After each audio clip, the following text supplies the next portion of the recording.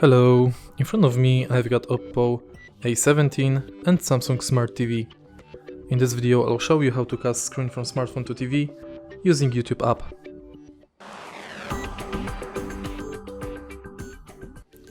In the beginning make sure that both devices are connected to same Wi-Fi and then simply press the screencast button on the YouTube app and select your TV.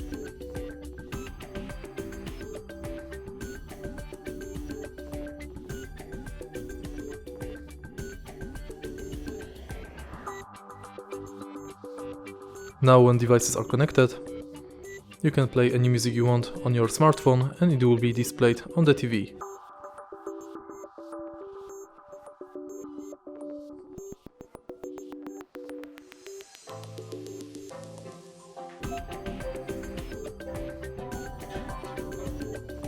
If you want to disconnect your devices, simply press this button and select disconnect.